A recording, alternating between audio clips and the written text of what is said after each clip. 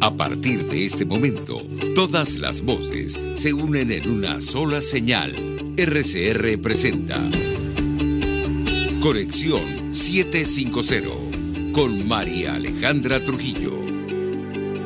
Muy buenas tardes, amigos de Radio Caracas Radio. Lo mejor este jueves 30 de septiembre del año 2021. Todo el equipo que trabaja para ustedes a partir de esta hora los saluda. Variada y abundante información que compartir y analizar, como es costumbre, la tarde de hoy. Esto es Conexión 750. Comenzamos. ¿Qué está pasando en este país? Y saludamos vía telefónica a nuestro primer invitado. Se trata del profesor Ronald Balsa, decano de la Facultad de Ciencias Económicas y Sociales de la Universidad Católica Andrés Bello. Profesor, gracias por atendernos. Buenas tardes. Buenas tardes, siempre un gusto. Un gusto conversar con usted. Varios temas, profesor. Existe gran inquietud entre los ciudadanos a propósito de este proceso de reexpresión monetaria o eliminación de ceros a nuestra moneda. No es nuevo. Pero tomando en consideración, digamos, el ajuste en las plataformas del sistema financiero, esto ha generado inquietud. Yo le pediría un primer comentario acerca de este tema. Lo escuchamos. Bueno, sí, en primer lugar, no deberíamos estar pasando por esta situación. Hace años hubo una reconversión monetaria en medio de una hiperinflación. Se eliminaron 5 ceros. Se anunció una disciplina fiscal prusiana, el ajuste del precio de la gasolina, todo el petro como unidad de cuenta y como referencia para el salario mínimo. Se habló del plan de ahorro, que eran lingoticos de oro. Y bueno, estamos otra vez en una reconversión. Es decir, la única medida visible que tomó el gobierno en todo este tiempo fue eliminar aquellos 5 ceros en el año 2018 y aumentar el salario mínimo a un punto que hoy es insignificante, ¿no? Así que, en primer lugar, no deberíamos estar pasando por esta situación tan seguido, tan pronto. En segundo lugar, pues, aunque la medida no resuelve ninguno de los problemas que la causaron, tiene costos y tiene riesgos, y por eso genera cierta preocupación en la población, ¿no? Porque los bancos tienen que adaptar sus plataformas para poder conservar los registros de los haberes de sus clientes con 6 ceros menos. Y después que ocurrió lo del Banco de Venezuela hace tan poco, pues habrá quienes tienen preocupación por lo que pueda ocurrir, sobre todo con la banca pública, que el gobierno se ha excusado diciendo que fue un ataque externo, ¿no? Yo pienso que la banca posiblemente había tomado ya previsiones durante la última reconversión, viendo que no había un propósito de enmienda, ¿no?, para poder ajustar rápidamente su sistema. Confío que no haya ningún problema, pero eso no necesariamente tranquiliza a la población en condiciones como estas, ¿no? Y bueno, por último, es una medida que sin haber traído billetes, no sabemos de qué denominación y en qué momento, nos deja igual que hace unas semanas, cuando el uso del dólar como moneda en efectivo era habitual en algunos lugares, ¿no? Así que bueno, podríamos terminar con 6 ceros menos, contando con que la banca haya adaptado bien su sistema, y todavía sin suficiente efectivo para cosas tan esenciales y básicas como pagar el transporte público. Ahora, profesor, tengo que preguntarle, porque la presidenta de la Academia Nacional de Ciencias Económicas de Venezuela, Sari Levy, en una carta pública señalaba que esta nueva reexpresión o reconversión monetaria que va a significar la eliminación de ceros al bolívar no va a solucionar los problemas de fondo que provocaron la devaluación de nuestra moneda, pero también la inflación. ¿Qué puede decirnos? Lo escuchamos. Sí, efectivamente la reconversión no corrige los problemas que la hacen necesaria. Eliminar 6 ceros se hace para poder utilizar las calculadoras y las computadoras con más facilidad. Incluso para hacer un pago móvil, cuando hay que hacer un pago móvil, alguien puede equivocarse con el número de ceros porque son muchos. Es un problema, pero es un problema que es consecuencia de otro más grande, que es vivir en una economía hiperinflacionaria. Eliminar ceros facilita los cálculos y más nada. O sea, en la reconversión del año 2008 se hizo una campaña publicitaria que yo pienso que intencionalmente confundía la idea del Bolívar fuerte con la reconversión, como si eliminar cero bastara para que todo lo demás funcionara, y no había nada más. O sea, lamentablemente lo que se hizo en el año 2008 fue transferir los recursos del Fonden los recursos del Banco Central y PDVSA al Fonden, y del Fonden no sabemos para dónde fueron. Se debilitaron las reservas internacionales, se debilitó el respaldo del Bolívar, se debilitó la estructura completa productiva del país, se hizo depender de importaciones que no se podían sostener, el gasto público destinado a la atención de los vulnerables se hizo depender de un ingreso que se iba a perder, y se sembraron en ese momento que Hugo Chávez hizo la reconversión del 2008, las semillas de lo que tenemos posteriormente tan mal manejado por Nicolás Maduro. Así que lo que dice Sari Levy es completamente lógico y es necesario repetirlo. O sea, la reconversión no va a resolver ningún problema, no va a revertir la dolarización de las transacciones, no va a detener la pérdida de valor de Bolívar. Son otras medidas las que son esenciales. Además, en este comunicado o carta pública también advertía la presidenta de la Academia que Venezuela no ha superado la crisis hiperinflacionaria. Yo le pedía un comentario, profesor, lo escuchamos.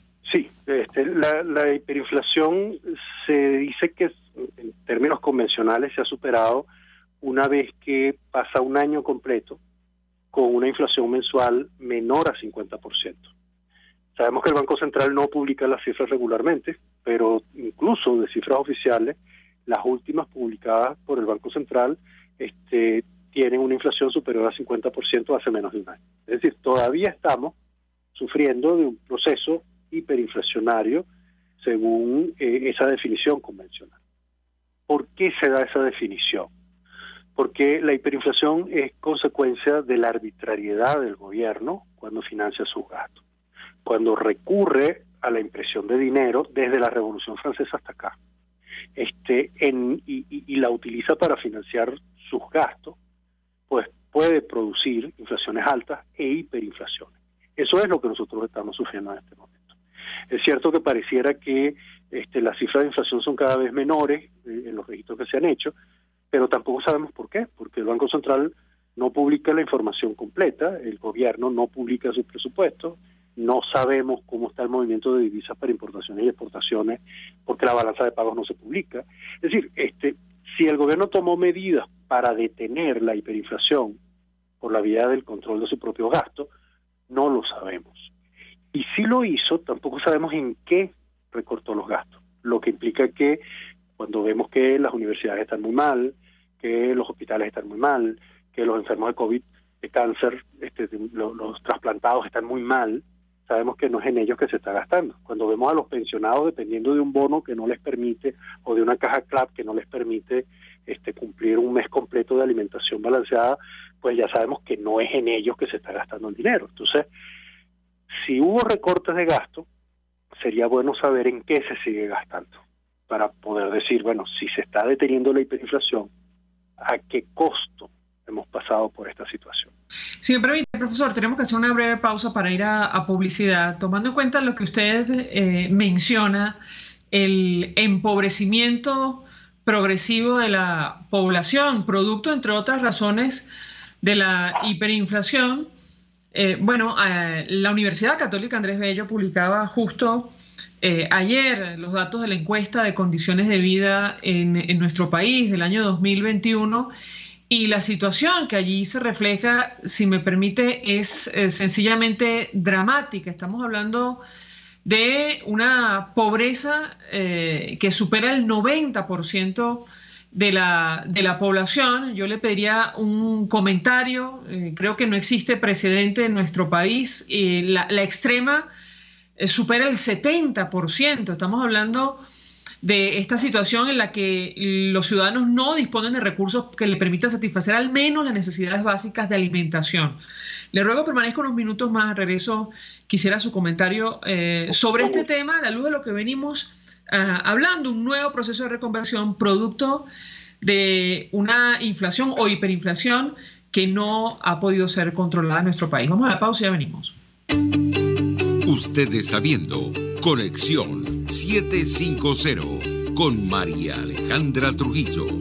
Solo por RCR 750, porque lo bueno une. Puedes seguirnos en nuestras redes sociales. En Twitter, @RCR750, la radio que se ve. Mensaje del ingeniero José Peraza, tesorero del FONPRES CIB. Estimado colega ingeniero, arquitecto y profesional afín, el Colegio de Ingenieros de Venezuela y el Fondo de Previsión Social, preocupado por la salud de tu familia, ha diseñado un sistema de salud integral que coloca a tu disposición y que contiene asistencia primaria de salud, ambulancia, hospitalización, cirugía, oftalmología, dermatología, fisioterapia, psicología, odontología, farmacia y funerario. Para mayor información, visítanos a nuestros portales cib.net.be, fonprescib.net.be, Colegio de Ingenieros de Venezuela, construyendo futuro. Mis amigos, quiero hablarles de Dilab Biodiagnóstica, un nuevo laboratorio clínico con un concepto original. Además de estar dotado con los equipos de la más reciente tecnología y el personal de más alta calificación, Dilab Biodiagnóstica te ofrece ambiente y trato amables y los precios más económicos en todos tus exámenes de laboratorio. Pide tu cita en el 0212-945-5788. Dilab Biodiagnóstica. Precisión y confianza en laboratorio clínico. Dosis Alternativa es tu espacio para conocer de cerca todos aquellos temas relacionados con la salud, educación, la familia, entre otros. La ansiedad es una respuesta fisiológica, eso tú no lo puedes evitar. La ansiedad se presenta cuando hay una situación que tú no sabes cómo manejar. El problema es cuando tú permites que esa ansiedad sobrepase los niveles que tú puedas manejar. Dosis Alternativa nos permite tener las respuestas con los especialistas de aquellas interrogantes que nos hacemos en nuestra vida cotidiana. El estrés es una reacción fisiológica natural que se genera como respuesta ante un evento que es percibido, y quiero recalcarlo de percibido, como un evento amenazante que nos sobrepasa en nuestra capacidad de respuesta. Dosis Alternativa, una gama de posibilidades donde su bienestar físico y emocional toman significado. Con Marilia García, de lunes a viernes a las 9:30 de la mañana, solo por RCR 750, la radio que se ve. El poder de la comunicación en tus manos. Conexión 750 con María Alejandra Trujillo, solo por RCR 750, la radio que se ve. Continuamos, amigos, en Conexión 750, hablando acerca del telón de fondo de esta crisis, la situación económica en Venezuela. Nos acompaña el profesor Ronald Balsa, decano de la Facultad de Ciencias Económicas y Sociales de la Universidad Católica Andrés Bello. Yo le dejo una inquietud, profesor, en torno a esta situación dramática que refleja la encuesta nacional de condiciones de vida que publicó la Universidad Católica Andrés Bello.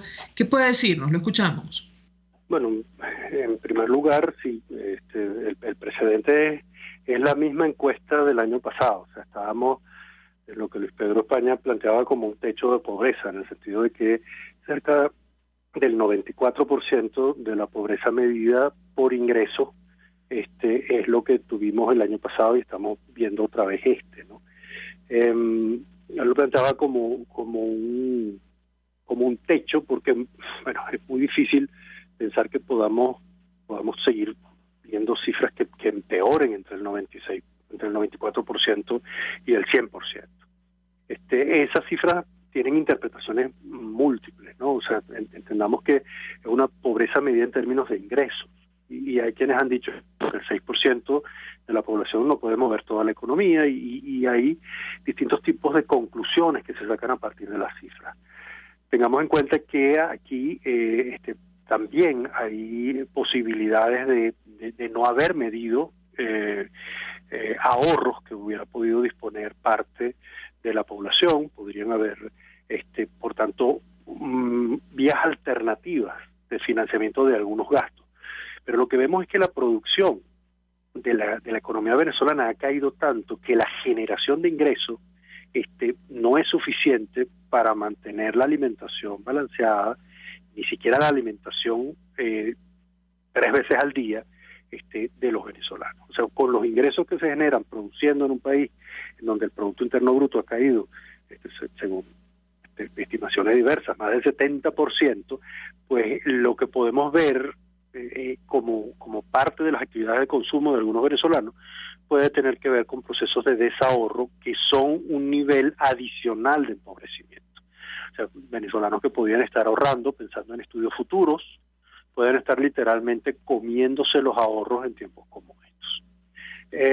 Ese severo empobrecimiento de la población, esa incapacidad para generar nuevos ingresos, para reponer ahorros, para hacer inversiones reproductivas dentro de Venezuela y en otros países, generar divisas, traerlas para el consumo, suele empañarse la visión de eso. Algunos ponen su atención en bodegones o en casinos o en algunas actividades muy vistas en algunos lugares de algunas ciudades, y como ocurre en ocasiones, pues no ven la pobreza que rodea. Uno podría decir, bueno, esto es consecuencia de la hiperinflación, en principio. La hiperinflación en sí misma es una consecuencia de lo que nos ha traído hasta acá. O sea, yo diría que esta pobreza de ingresos que vemos en este momento ha sido consecuencia de lo que Hugo Chávez hizo cuando recibió la mayor cantidad de recursos durante muchos años en nuestro país, y comprometió esos recursos, no solamente por la vía del endeudamiento o de inversiones fallidas, sino de hacer depender el crecimiento de algo que no se podía asegurar en el tiempo. Y ese crecimiento se detuvo en el momento en el que cayeron los ingresos petroleros. Y la caída ha sido tan innegable que hay 5 millones de personas que no son registradas por la ENCOVI, porque no tiene capacidades para registrarla, sino por las Naciones Unidas, con registros cruzados en distintos países, 5 millones de venezolanos que se han ido en los últimos años. O sea, una parte que es la sexta parte de la población que podía haber en Venezuela, se fue en estos últimos tiempos en condiciones que permiten aprovechar su capital humano en otros países y a otros los hace perder sus pocas posesiones en una plaza allá en Chile, como todo. Es decir, la destrucción que vemos junto con la hiperinflación son consecuencias del pésimo manejo de la abundancia que se tuvo, de la destrucción del tejido productivo que podía haber en nuestro país, de la interrupción de las innovaciones que podían darse conectándonos con el resto del mundo. Pero es que además hay un dato de la encuesta cuando habla de la crisis económica que afecta a nuestro país, profesor.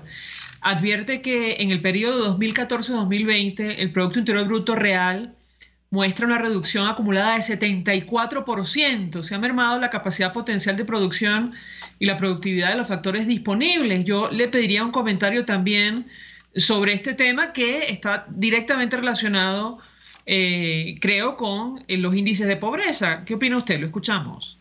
Sí, esa cifra es citada en la presentación que hizo la profesora Aritza Freites ayer. No es resultado de COVID, sino de estimaciones que se han hecho en el mismo Instituto de Investigaciones Económicas y Sociales, pero que han tenido también que basarse en estimaciones y en apoyarse también en estimaciones de otras fuentes, porque el Banco Central de Venezuela no publica el Producto Interno Bruto. Entonces, como carecemos de los registros de poder ver efectivamente cuánto se contrajo el PIB agrícola, contrajo el PIB de manufactura, en qué áreas de manufactura se contrajo más, cómo la caída en la producción de unos químicos pudo haber afectado la generación de la producción de combustible en nuestro país. Como no podemos ver todos esos aspectos y ver dónde está mayor atención para facilitar el crecimiento de la producción, el instituto ha tenido que recurrir a estimaciones para ver cuánto pudo haber caído el producto durante estos años. La consecuencia, pues, está a la vista. O sea, es un país que no produce, no puede tener productos para vender ni dentro ni fuera del país. Es decir, no tiene capacidad de generación de divisas, ni de alimentos, ni de productos de distintos tipos para toda la población. Siempre podemos ver que hay grupos que tienen acceso a bienes, pero ellos no son el ejemplo sino la excepción. Son quienes podían tener algún tipo de ahorros, que pueden tener alguna conexión directa con el resto del mundo, no solo por la vía de remesas, que el ENCOVI también ha tratado de estimar, sino por la vía de algún tipo de trabajo que les permita ingresos en divisa. Pero eso que nosotros podríamos desear que fuera una actividad generalizada, que todos los venezolanos pudieran conectarse unos a otros entre sí y con el exterior para generar ingresos y productos, no la tenemos. Y en parte no la tenemos porque se va la luz, se va el agua, no hay internet, no tenemos combustible para desplazarnos de un sitio a otro. Buena parte de los que tenían capital humano, conocimientos se fueron del país, y con esto me refiero, por ejemplo, a obreros especializados en manejar unas máquinas enormes para la construcción, por ejemplo, que de pronto ya no están acá, porque no había fuentes de empleo para ellos.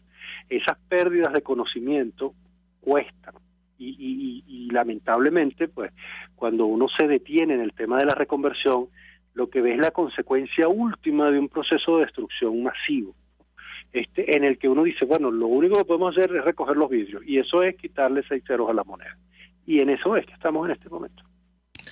Claro, pero ya son en la práctica 14 ceros a nuestra moneda. Y yo le pediría un comentario, porque esto no empieza el 1 de octubre. Las reconversiones durante los últimos 20 años la inició el expresidente Chávez. Yo le pediría un comentario, profesor. Bueno, primero que la reconversión de Chávez no era necesaria. O sea, eso fue una pérdida de recursos y de tiempo con fines propagandísticos. O sea, en Colombia se estaba discutiendo unos años antes, y todavía algunos traen la discusión de nuevo, proponiendo eliminarle 3 al peso. Y no se ha hecho. No se ha hecho porque no era necesario, porque los precios en Colombia son estables, la inflación del año no supera un dígito, porque, bueno, tienen otros problemas, como los problemas con la guerrilla, por ejemplo, los problemas con el narcotráfico que tuvieron en algún momento, pero no tienen, incluso tienen problemas con Venezuela, o sea, con sus vecinos, ¿no? Pero no tienen problemas de inestabilidad de precios. Por eso ellos perfectamente podían manejar esos 3 ceros en el 2008 y lo pueden hacer ahora. Y la propuesta que hizo, si no recuerdo mal, algún congresista, senador colombiano al Banco de la República, fue rechazada en términos que dicen que, bueno, poco se puede ganar y que justifique el esfuerzo de hacer esto. Las últimas 2 reconversiones había que hacerlas, incluyendo esta, porque, bueno, son 11 ceros, que ahí sí es verdad que están estorbando, para poder hacer operaciones con comodidad. El problema es que hacer la reconversión tiene un costo. El costo de no solamente de traer los nuevos billetes, que ya hemos visto que el Banco Central no los asume oportunamente tampoco, ni de buena manera, pero sí implica costos para las empresas, para los bancos, para los clientes, que tienen que adaptar sistemas electrónicos, que tienen que adelantar o posponer sus compras, que tienen una incertidumbre tal que, bueno, dicen, bueno, yo no quiero quedarme con bolívares, voy a comprar dólares, y por eso el precio del dólar llega hasta 4.800, y muy posiblemente dentro de una semana el precio vuelva a bajar, no mucho, pero quien haya comprado en este momento a lo mejor pierda, porque dice, oye, pero yo compré a 5.000, suponiendo que llegue a 5.000, a 5 millones, ya yo hice mi reconversión aquí, ¿no? Y después digan, oye, pero bajó a 4.700, yo lo compré como más caro, por el miedo de que se pierda. Es decir, una sociedad como la nuestra, que sufre el embate del COVID, que tiene problemas de conectividad para los estudiantes, que tiene a los niños en condiciones de mendicidad en muchas partes, no tendría que estar pasando por una reconversión, menos si se va a perder también. Y allí es donde, bueno, es muy importante que el gobierno se tome en serio lo de la disciplina fiscal, se presente el presupuesto, que debería estar el 15 de octubre a la vista, y sea un presupuesto que sea comprensible, que sea creíble, que sea verificable, que tenga sentido, para que uno pueda decir, no me gusta el gobierno, pero ya la hiperinflación no es el problema por el que tengo que criticar al gobierno. Mi problema es cómo asigna y distribuye los recursos públicos. datos que se presenten en el presupuesto, independientemente de la falta de transparencia, es posible, profesor, proyectar cuánto puede durar, cuánto tiempo puede pasar, mejor dicho, antes de que entremos otra vez en una nueva reconversión en nuestro país, ¿o no? ¿Qué opina usted? Es que depende. Justamente el problema es qué tan creíbles son las cifras que se presentan. Presentarlas no es aceptarlas. Presentarlas es iniciar una discusión. Eso es lo primero. Segundo, que esa asignación de los recursos puede ser indeseable, puede terminar generando otro tipo de problemas, pero ya se sabe que ese problema se presenta ahí. Lo último es que depende, en buena medida, de qué se haga con el financiamiento monetario que el Banco Central entrega a PDVSA. Es decir, PDVSA está haciendo un gasto en bolívares que no conocemos. En el presupuesto del sector público no debería aparecer el gasto que hace PDVSA, en el del gobierno central. Debería estar en el presupuesto del sector público consolidado, donde están todas las empresas del Estado. Allí es donde nosotros podríamos decir, bueno, pero ¿qué es lo que está pagando PDVSA? ¿Por qué está generando hiperinflación si los pensionados están como están? O sea, ¿por qué? ¿Cuál es la causa del problema que tenemos? Detener la hiperinflación es un problema de asignación de gastos públicos. Detenerla no garantiza que se resuelvan los problemas de pobreza que tenemos. El ejemplo más triste de todos es el de Haití, que es un país sin hiperinflación, pero con pobreza generalizada. En el caso de Venezuela, es un país con hiperinflación y también pobreza generalizada, ¿correcto, profesor? Correcto. Y detener la hiperinflación no revierte la pobreza. O sea, lo que revierte la pobreza es la producción. Y para producir hay que invertir, y para invertir hay que pensar en el futuro. Y allí es donde el presupuesto, el hecho de que sea creíble, es importante. Porque cuando una empresa piensa, por ejemplo, en invertir en luz, en electricidad, en telecomunicaciones, está pensando en inversiones para largo plazo. Y está pensando en productos que se le venden a una población. Y la pregunta de quién paga por ellos es relevante para el que invierte. Entonces, allí es donde nosotros deberíamos preguntarnos, bueno, las señales que envía el gobierno sobre el uso de los recursos públicos y su intervención en el uso de los privados por la vía del cobro de impuestos o de la fijación de precios, son los que pueden mantenernos en un estado de pobreza con y sin hiperinflación. Profesor Ronald Balsa, 1.000.000 de gracias por atendernos, acompañarnos estos minutos. Decano de la Facultad de Ciencias Económicas y Sociales de la Universidad Católica Andrés Bello, expresando opinión, análisis acerca del tema que hemos debatido en esta parte del programa, que tiene que ver con el telón de fondo de esta crisis, que pasa por este proceso de reexpresión o reconversión monetaria que se inicia mañana, primero de octubre en Venezuela. Gracias, profesor. Vamos a la pausa, a regreso venimos con más.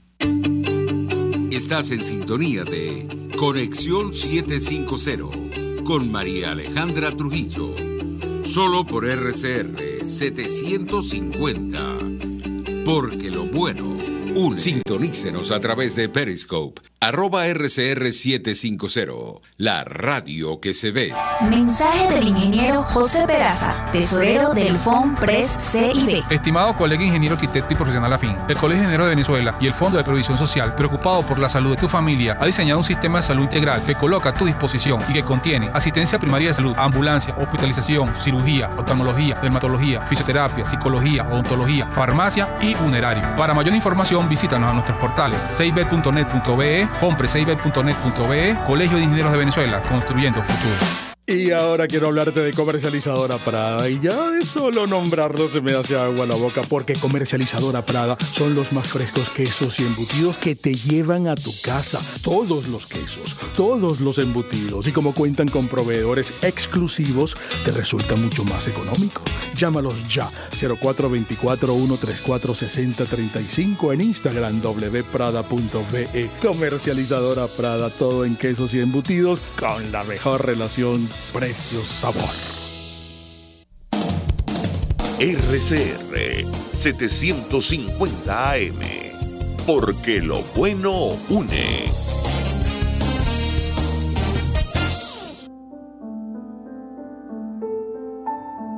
La Academia de Ciencias Físicas, Matemáticas y Naturales presenta El progreso tiene su ciencia. Hoy presentamos Carl Moritz y la invitación de José María Vargas. En 1835, dos botánicos coincidieron en la isla de San Tomás. Uno de ellos era José María Vargas, quien se había exiliado a esa isla tras haber sido depuesto de su cargo como presidente de Venezuela. El otro era Carl Moritz, botánico y zoólogo alemán, enviado al Caribe por el Jardín Botánico de Berlín para colectar plantas.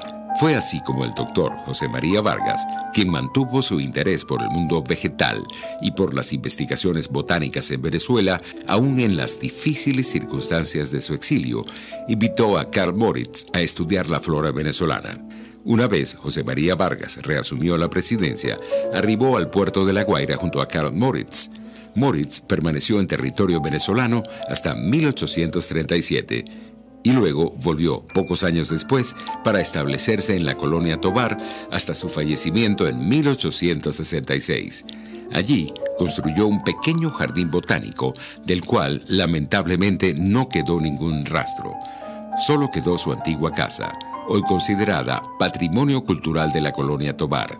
Carl Moritz analizó florísticamente las selvas vírgenes de la cordillera de la costa aledañas a la colonia Tovar y la ciudad de Caracas, y otros lugares de nuestra geografía. La comunidad botánica ha honrado su memoria designando una gran cantidad de especies de plantas de diferentes familias con su apellido. La permanencia de Carl Moritz durante casi 25 años en Venezuela atrajo a otros científicos y naturalistas europeos, quienes contribuyeron a develar la enorme diversidad biológica con la que contamos. El progreso tiene su ciencia. La Academia de Ciencias Físicas, Matemáticas y Naturales presentó El progreso tiene su ciencia.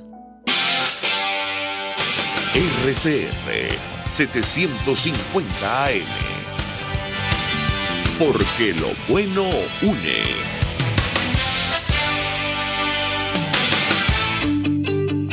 María Alejandra Trujillo te acompaña en Conexión 750. Solo en RCR 750. La radio que se ve. Claro y raspado. Continuamos, amigos, en Conexión 750 y en esta parte del programa hablamos acerca de lo que está ocurriendo a propósito de la pandemia de coronavirus en nuestro país y el avance de las jornadas de vacunación. Nos acompaña el doctor Jaime Lorenzo, director ejecutivo de la Organización Médicos Unidos de Venezuela. Doctor, como siempre, gracias por atendernos. Buenas tardes. Buenas tardes, María Alejandra. Un saludo a ti, a tu equipo y a todos los radioescuchas que están conectados a esta hora de la tarde. Pues mucho interés de conversar con usted acerca del tema que nos ocupa en esta parte del programa. Yo le pediría una primera valoración sobre el avance de las jornadas de vacunación. Ustedes recientemente advertían sobre lo que está pasando, por ejemplo, con aquellas personas que todavía están esperando la segunda dosis del biológico ruso Sputnik V. ¿Qué puede decirnos? Lo escuchamos. Bueno, amiga, definitivamente no es la información solamente que nosotros podamos facilitar, sino que ya es público y notorio la situación que está ocurriendo con la vacunación en los centros de vacunación. Todavía hay personas de la tercera edad haciendo la cola para que le coloquen la segunda dosis de la Sputnik V. Eso es triste, porque no puede ser que una actividad de vacunación que comenzó el 17 de febrero, todavía tengamos una serie de personas esperando por ser vacunados. Y más aún cuando nos dicen, y eso fue una información que dio el vocero oficial, el ministro Ñáñez, que de la Sputnik V en Venezuela se han recibido 1.380.000 segundas dosis. Y el gran problema es que no vemos que se haya podido cumplir con el volumen de personas que les falta la segunda dosis. Porque ellos, y aquí en la información oficial hablan que a Venezuela llegaron 1.780.000 primeras dosis de Sputnik V. O sea, hay una diferencia de 300.000 vacunas que corresponde a 300.000 personas que no han recibido su segunda dosis, según la información de la vocería oficial. O sea, nuestro problema es que definitivamente se pone en evidencia la mala planificación, la mala programación de algo que tenía que ser casi como una matemática bien exacta, o mejor aún, para que nuestro pueblo entienda, la matemática del bodeguero, que siempre era exacta. Entran 2, salen 2. Ahora, ustedes han compartido unas cifras, doctor, y quisiera conocer los detalles acerca de este tema. Hablan de más de 900.000 venezolanos que esperan la segunda dosis de la Sputnik V. ¿Esto es así? En efecto, amiga, y te voy a hablar ahorita de forma global. Hay 2 cifras que se están manejando en diferentes grupos. Hay un grupo que habla que habían un faltante de 600.000 personas, y otro grupo que lo informó el doctor Julio Castro, que habían 900.000 personas después de un trabajo que ellos hicieron. La diferencia, de todas maneras, el número que quieras utilizar, ya de por sí nos faltarían 200.000 personas por ser vacunadas, según el propio reporte oficial. O sea, la realidad es muy clara. Primero, que la información de la vocería oficial sigue estando en manos de personas que no tienen nada que ver con el sector salud, informan y no se dan cuenta de los errores que cometen en la información. Y aquí la realidad es que se necesita vacunar a la ciudadanía, se necesita vacunar a nuestros abuelos, se necesita vacunar a lo que sea el pequeño grupo que falta, el personal sanitario, y se necesita vacunar a los mayores de 18 años, que eso incluye a todo el equipo de educación. Ahora, a la luz de estas cifras, digamos, lo primero que se me ocurre, no corresponde la información que ustedes manejan con la que ha venido ofreciendo los voceros del régimen de Nicolás Maduro. ¿Qué puede decirnos al respecto, doctor? En efecto, amiga, y disculpan los oyentes, quizás puedo parecer en mi risa un poco sarcástica, pero es una realidad. Mientras la OPS, que es el organismo regional para la salud de las Américas, reporta que de segunda dosis hay 4.260.000 vacunados, que corresponde al 14.4% de los que van a ser vacunados. Hace 2 días, la vocería oficial, por intermedio del ministro Ñañez, habla que son 5.983.000, un 27%. Pero, y aquí hay que tener muy claro a la ciudadanía, cualquier cifra que se dé tiene que hablarse de vacunados que hayan recibido las 2 dosis.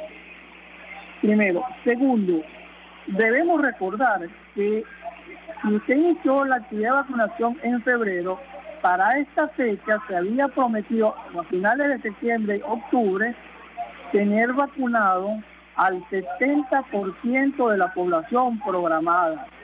Las cifras que nos están dando de 27% creo que están muy lejos del 70% prometido. Y ya hemos escuchado por parte de voceros oficiales de que se estaba programando para octubre, noviembre llegar a la cifra del 70%. Y aquí el problema no es seguir alargando fechas, es cumplir una actividad de vacunación que alcance a todas las personas mayores de 18 años. Y quizás ahorita tenemos que agregarlo, que quieren también vacunar a los menores de 18. Y el gran problema es cómo van a cumplir esa vacunación si no has cumplido con los mayores de 18.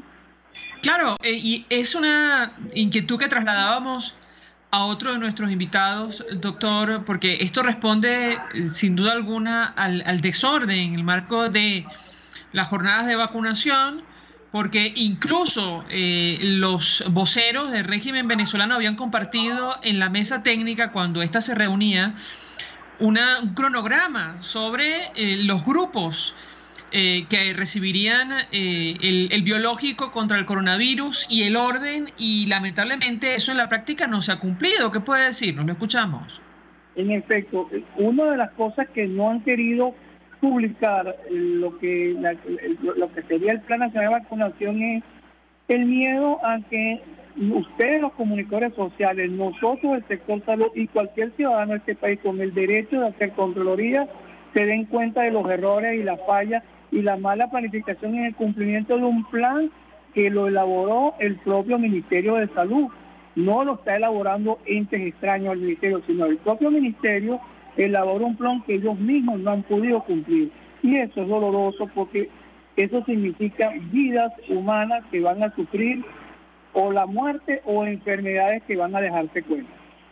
Yo tengo que preguntarle, porque, y creo que lo hemos hablado con usted en otra oportunidad, en la iniciativa del vacunómetro, que está conformada por organizaciones no gubernamentales y otros portales informativos como Runrunes, El Pitazo y tal cual, advierten que la diferencia entre los datos que ofrecía recientemente el ministro de Comunicación de Nicolás Maduro Freire Yáñez y la información que se maneja en las regiones es sustancial, doctor. De hecho, ellos aseguraban que se desconoce el paradero de al menos 40% de las dosis que supuestamente ha informado el régimen venezolano llegaron a Venezuela. Yo le pediría un comentario al respecto y lo uno con la preocupación de organismos internacionales a propósito de la cadena de frío en Venezuela. Lo escuchamos.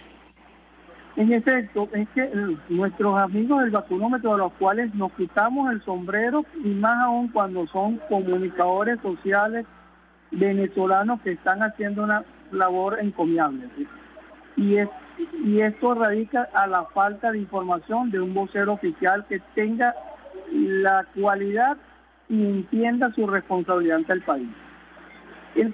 La gran diferencia ocurre primordialmente porque desde hace mucho tiempo la vocería oficial no anuncia que llegó unas vacunas, y de hecho en las segundas dosis de Sputnik V, en los últimos 2 anuncios los ha hecho el embajador ruso. Es impresionante, e incluso en el aspirante a vacuna Abdala nos enteramos por el secretario general del Partido Comunista Cubano que habían a llegar a Venezuela. O sea, el absurdo del absurdo. Entonces, esas son situaciones en las cuales definitivamente hay una diferencia enorme entre lo anunciado y lo que se está distribuyendo, y esa diferencia es por este silencio que ahorita, con la última información que presentó el ministro, hay que digerirla con mucha cara porque hay muchos vacíos en esa información. Doctor, si me permite, tenemos que hacer una pausa para ir a publicidad. Yo le ruego permanezco unos minutos más y le dejo las siguientes inquietudes. ¿Cuántos trabajadores del sector salud no han recibido la primera vacuna contra el coronavirus, si se conoce? Eso en primer lugar. ¿Y cuántos lamentablemente han perdido la vida producto de la pandemia? Le ruego permanezco unos minutos más. A regreso le doy la palabra para contestar. Ya venimos.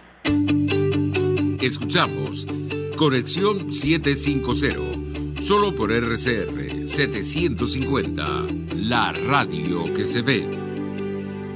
Puedes seguirnos en nuestras redes sociales, en Twitter, @RCR750, la radio que se ve. Mensaje del ingeniero José Peraza, tesorero del FONPRES CIB. Estimado colega ingeniero, arquitecto y profesional afín, el Colegio de Ingenieros de Venezuela y el Fondo de Previsión Social, preocupado por la salud de tu familia, ha diseñado un sistema de salud integral que coloca a tu disposición y que contiene asistencia primaria de salud, ambulancia, hospitalización, cirugía, oftalmología, dermatología, fisioterapia, psicología, odontología, farmacia y funerario. Para mayor información, visítanos a nuestros portales cib.net.be, FONPRESCIB.net.be, Colegio de Ingenieros de Venezuela, construyendo futuro. En Global Therapy seguimos comprometidos con tu rehabilitación física, te ayudamos a recuperarte de tu posoperatorio y en el alivio del dolor. Búscanos en el Centro Comercial Multiplaza Paraíso Nivel Empresarial 2 a través de Twitter e Instagram o llámanos al 0412-256-1104. Y no olvides lavarte las manos con agua y jabón y cumplir con el distanciamiento social. Global Therapy y despídete del dolor. El poder de la comunicación en tus manos. Conexión 750 con María Alejandra Trujillo.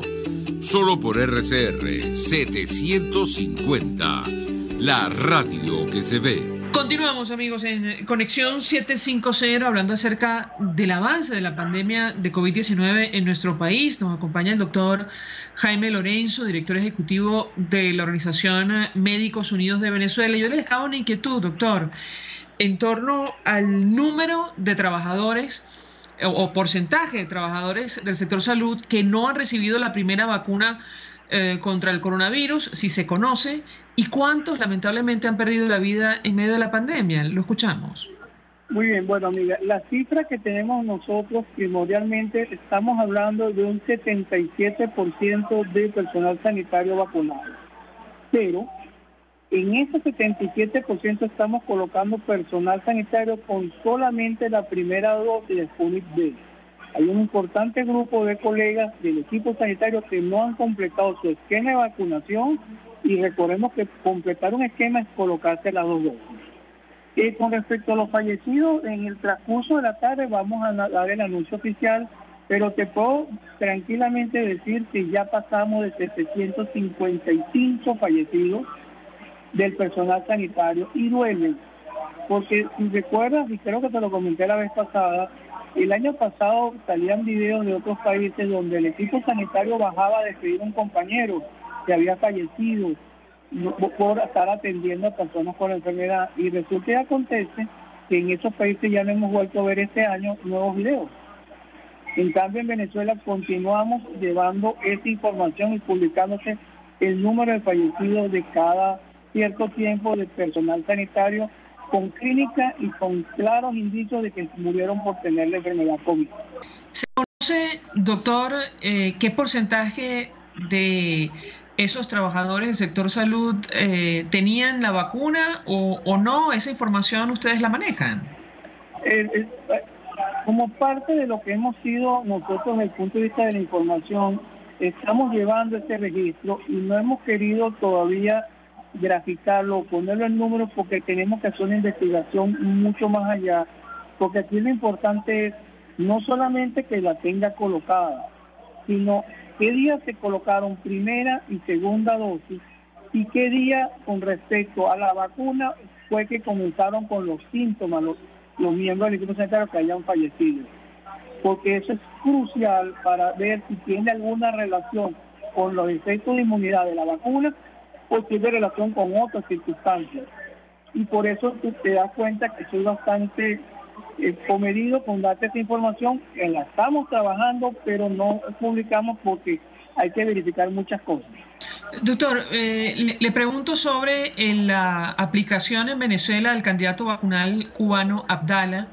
La última información que ofreció el ministro de Comunicación de Nicolás Maduro, Freddy Yáñez, habla de más de 100.000, casi 200.000 dosis aplicadas en nuestro país, y entendemos, como lo ha dicho la Academia Nacional de Medicina, que estamos hablando de un componente experimental. Todavía no conocemos los resultados de su aplicación en Venezuela. ¿Qué información manejan ustedes? Lo escuchamos. Lo primero, y hay que tener muy claridad, es los aspirantes de vacunas que están en fase 2 del proceso de investigación tienen que publicar sus resultados en revistas reconocidas, y los resultados tienen que tener la posibilidad de volverlos a reproducir para ver si es cierto lo que se dice. Y ese es uno de los problemas que tenemos cuando tratamos de llevar al factor político, ideológico, al factor salud. Señores, y esto es para los ciudadanos venezolanos, usted tiene el derecho de exigir que le coloquen vacunas con comprobadas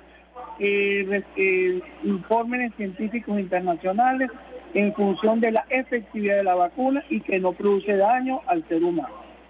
Ese es tu derecho como ciudadano, y si alguien intenta vacunarse con un anteproyecto de vacuna que no tenga esa aprobación, usted tiene el derecho de no aceptarlo y solicitar ser vacunado con las 3 vacunas que tenemos realmente, que es la Sputnik V, la Sinopharm y la Sinovac.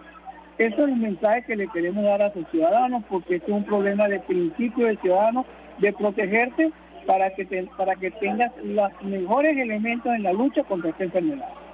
Ahora, doctor, saco a colación este tema porque se ha anunciado que, a pesar de que todavía el personal de salud no ha recibido las vacunas al 100%, tampoco los adultos mayores en nuestro país, se empieza a iniciar la inmunización de niños y jóvenes en Venezuela en el marco del inicio de las clases presenciales en nuestro país, y yo le pediría un comentario. No se ha aclarado con exactitud cuál será el biológico que se va a utilizar. ¿Qué puede decirnos al respecto? Lo escuchamos. La realidad con respecto a las vacunaciones menores a 18 años, hay algunos países que han adelantado, pero han adelantado porque tienen evidencia científica del beneficio de la vacuna y que no producen daño a los diferentes grupos etarios menores de 18 años. El país más cercano a Venezuela que ha comenzado este proceso es la República de Chile, que está ya iniciando el proceso de vacunación a mayores de 6 años. Pero aquí hay que resaltar que ellos lo están haciendo porque ya cumplieron el 86.7% de la población mayores de 18 años está vacunada. O sea, no se dan un paso de un grupo etario a otro si usted no ha cumplido con un alto porcentaje del mismo en vacunación. Aquí no se trata de hacer proselitismo con la vacuna, sino tratar de cumplir las fases para asegurar que no nos quede rezagados ni gente sin vacunar. Pero es que además, doctor, entendemos que en el caso concreto del sector de educación, no solo los niños o jóvenes tendrían que ser inmunizados, también el personal y los trabajadores en general. ¿Qué puede decirnos al respecto? Lo escuchamos. Por eso, mira, cuando nosotros hablamos de mayores de 18 años, yo te aseguro que en el sector educativo no hay ninguna persona que esté dentro del sector educativo desde el punto de vista de profesores, trabajadores del sector educativo, que sea menor de 18 años. Usted tiene que vacunar a todos los mayores de 18 años, lo que significa la inclusión de todo el personal educativo que elabora en las instituciones públicas y privadas. Y eso es lo que debe haberse hecho y no este largo tiempo de vacunas que estamos llegando, dependiendo, inclusive respetando la información oficial, que habla de un 27% de vacunados. A estas alturas de febrero debíamos tener ya muy cerca del 70%, lo cual evidencia la no planificación en este proceso. ¿Están dadas las condiciones, doctor, y lo hemos hablado en otra oportunidad, están dadas las condiciones para el inicio de clases presenciales en nuestro país en medio de la pandemia? ¿Qué puede decirnos? Te voy a decir y te respondo la pregunta que me estás haciendo con lo que han dicho nuestros hermanos de la parte educativa, tanto profesores, maestros, personal administrativo y obrero, y así como algunas organizaciones de padres y representantes. En el sector público hay deficiencias terribles en lo que es servicios básicos e inclusive deficiencias terribles de infraestructura en nuestras escuelas que pudieron haberse reparado y preparado para iniciar clases porque has tenido un año para hacerlo. La improvisación es lo que les lleva a tomar decisiones que se ponen en evidencia, van totalmente a un fracaso. Finalmente, doctor, otros especialistas han expresado su preocupación en torno al incremento del número de casos de coronavirus en nuestro país, probablemente por la presencia de la variante Delta y otras en Venezuela. ¿Qué puede decirnos sobre este tema? Lo escuchamos. En efecto, María Alejandra, en este momento ya es una coincidencia de todos los grupos. Estamos en una tercera ola, ya ha sido denunciado por el doctor José Félix Boleta, en donde la presencia de las diferentes variantes, inclusive la gente encabezada por Flor Puyol, ya han manifestado las variantes que están circulando. Tenemos un altísimo porcentaje de nuevas personas o nuevos enfermos en nuestro sector público y privado y un altísimo porcentaje de ocupación en la terapia intensiva. Eso nos dice a nosotros que estamos ante ya una tercera ola de la enfermedad. Esto podría agravarse con el inicio de clases si no se toman medidas. ¿Qué opina usted, doctor? En efecto, se van a agravarse porque al no haber protocolos claros de cómo evitar el contagio en las escuelas, al tú tener en una escuela un sitio de alta incidencia de personas, puedes tener unos brotes importantes de la enfermedad en cada centro educativo. Doctor Jaime Lorenzo, 1.000.000 de gracias por atendernos, acompañarnos estos minutos, director ejecutivo de la Organización Médicos Unidos de Venezuela, expresando opinión y análisis acerca del tema que hemos debatido en esta parte del programa, información valiosa sobre el avance de la pandemia de coronavirus en nuestro país. Gracias, doctor. Nosotros nos despedimos y lo hacemos a nombre de Jaime Nestares de la Dirección General de la Estación, en la gerencia de producción Willy Caya, en la producción Yay Pacheco, en los controles Víctor Mejías, quien tuvo el inmenso placer de acompañarles, María Alejandra Trujillo. El Fondo de Previsión Social del Colegio de Ingenieros de Venezuela presentó. RCR presentó Conexión 750 con María Alejandra Trujillo, solo por RCR 750, la radio que se ve.